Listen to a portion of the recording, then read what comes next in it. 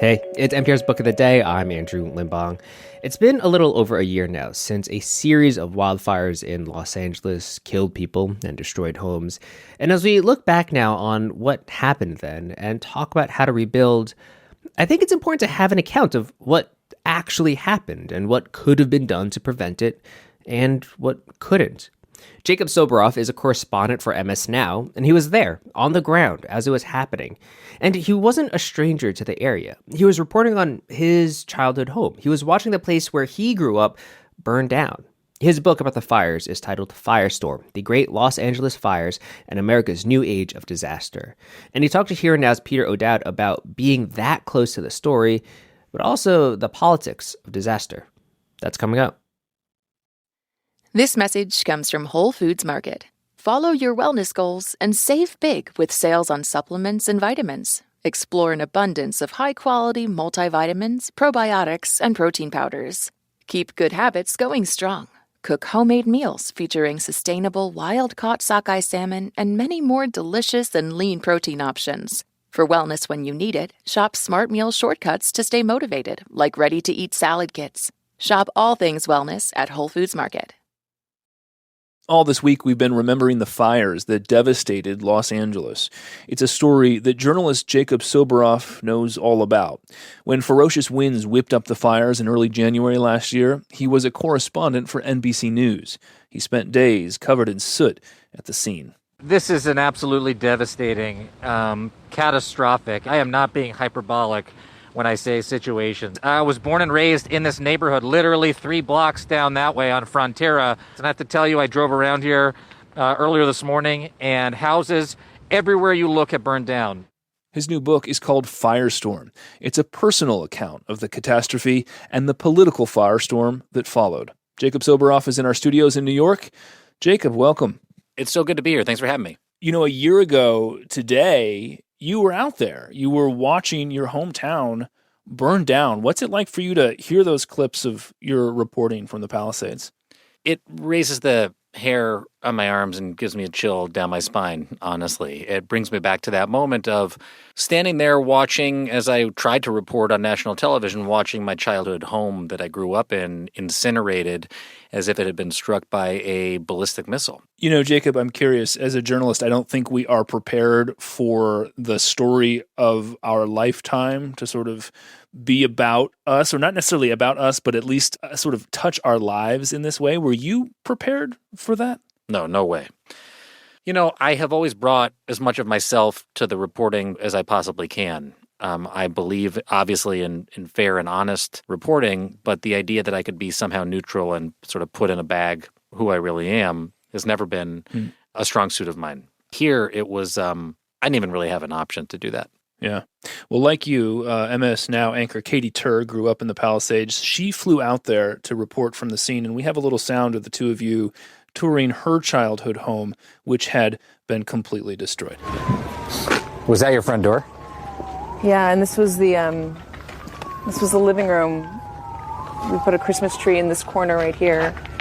And behind that was a bathroom that my dad set up a dark room for me in, because I loved photography. I mean, the sirens, you can hear them. They're right behind you. This was a crisis unfolding right before you. But Jacob, you weren't just reporting the news for your audience around the world. You were also, I see, getting text messages from your friends and your family asking you to check on their homes because you were frankly the only one who could tell them if it had burned down or not. Katie Miller, Stephen Miller's wife, Trump's associate aide, asked you to do that for his family's house as well, which you did. Why? In the same sense that I couldn't believe what I was seeing with my own eyes, I couldn't believe what I was hearing when Katie Miller got in touch with me. And in fact, before she texted me, just like so many friends and family members, I checked on my brother's house. I checked on the guy who I drove in high school carpool, his mother's house. When Katie Miller actually caught me on the phone, I was about to go live on a special report for Lester Holt on NBC, and I told her how to call her back. I was surprised that she had called because we had sort of an adversarial journalist-source relationship during the immigration coverage during the first Trump term. And I hadn't heard from her after I wrote my first book, Separated, about the separation crisis. She sort of cut me off.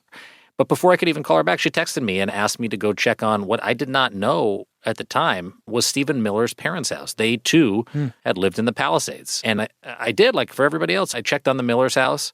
It had burned down.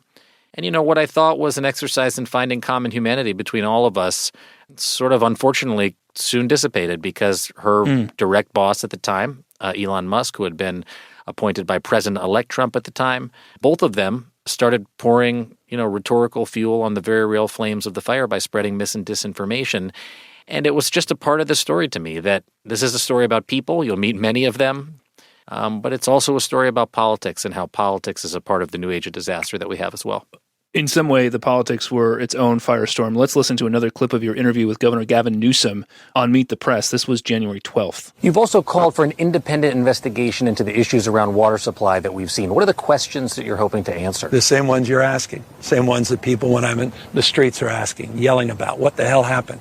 What happened to the water? Jacob, the water did run dry in the hydrants, but the question of why is what became really political. What can you say about that? Like, why was there a problem with the water? Here's the reality. The hydrants ran dry in both the Palisades and in Altadena. Water pressure was low to no pressure on opposite sides of Los Angeles County, an absolutely massive place, the most populous county in the United States. We're talking about dozens of miles apart, these two communities. In the Palisades, the theory, some might call it a conspiracy theory, was that the 117 million gallon Santa Ynez Reservoir was empty at the time of the fires. And the Water and Power Department and firefighters even have said to me, and they said directly to Elon Musk at the time, that it wasn't the proximate cause of the low pressure. It was the amount of water that was being flowed into the hydrants because they were needed everywhere. 16,000 structures were destroyed over an area 3 times the size of Manhattan. I don't know another direct cause to the low and no pressure that has been, vetted and confirmed other than what you hear from both firefighters and water civil engineers and leaders in Los Angeles, which was there was so much water necessary during this firestorm that it wasn't possible to keep the pressure up, whether it was in the Palisades or in Altadena. Which does make one wonder why this fire was so bad and whether any amount of water or more firefighting resources, which also became a point of contention, as you know, whether that would have done anything to stop this firestorm. It's why I start the book with a quote from the academic, the author, the intellectual Mike Davis, who in 1998 in his book Ecology of Fear essentially asked that same question. He presented the case in Malibu that the experts were saying there's no amount of firefighters that would have stopped the wildland blazes that were happening in the hills above that coastal enclave at the time. And decades later, the same sort of story played out just down the road, so to speak, just down Pacific Coast Highway. The reality of the new age of disaster that we are living in is that these are unavoidable catastrophes at this point. And unless we understand that changes in the way we live, that our infrastructure falling apart, that the global climate emergency, and that the politics of misinformation and disinformation are all sort of converging to create this conflagration, excuse the expression, that's resulting in communities like Lahaina or the Campfire in Paradise, Maui, right. We'll never be able to move forward with a way to understand that this is the shared reality that we live in today. Before we let you go, I do want to ask how you're doing. You wrote this book incredibly quickly, but you were also, I know, exposed to incredibly dangerous conditions. You inhaled, who knows how much smoke and toxic chemicals in the days that you covered this fire. You even write about a firefighter, Eric Mendoza, who collapsed once he finally got home because, as he said, his lungs would not expand. Are you okay? Thank you for asking. Yeah, I feel fine. And the people to really ask that question to and about are people like Nick Schuler, the CAL FIRE deputy chief, who said to me, this was the one fire he believed that he might get cancer from actually fighting.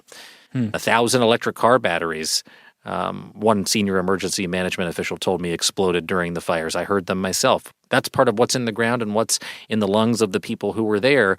And so I think a lot about them. I think a lot about people more than anything. And it's a story, this is sad and tragic, what we're discussing, but it also makes me hopeful to have gotten to know those people, including other people who I'm concerned about too, like Kate Hennigan, the JPL engineer. Hundreds of her colleagues lost their home at Jet Propulsion Laboratory in the fires in Altadena. Herb and Lloyda Wilson, who I met, the UPS employees on McNally Avenue. Albino Fuentes, the Cafe Vita server in the Palisades.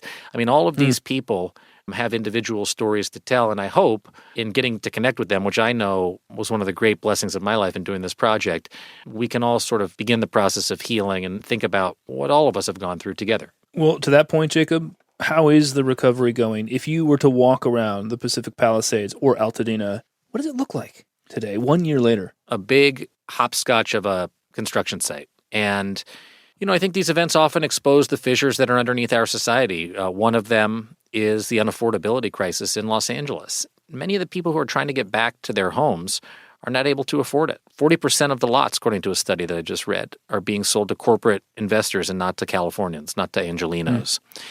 The recovery, 16,000 structures, as I mentioned, were destroyed. We're not even at a fraction of that in terms of having permits to be built, and not even a fraction of that fraction in terms of the houses that are back up today. It's a year. It's a short time, some might argue, in the span of disasters like this, but it's a lifetime for the people that experience this. And many of them may not end up returning to Los Angeles, or at least to the communities that burned in the Great Los Angeles Fires. Jacob Soboroff's new book is called Firestorm, The Great Los Angeles Fires and America's New Age of Disaster. Jacob, thank you so much for taking the time to speak with us. We appreciate it. It's my pleasure.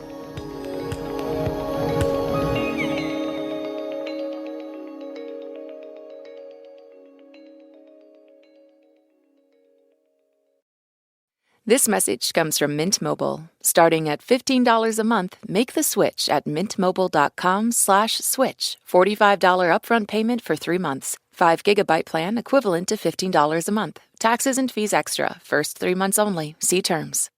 This message comes from NPR sponsor Capella University. Interested in a quality online education? Capella is accredited by the Higher Learning Commission. A different future is closer than you think with Capella University. Learn more at capella.edu.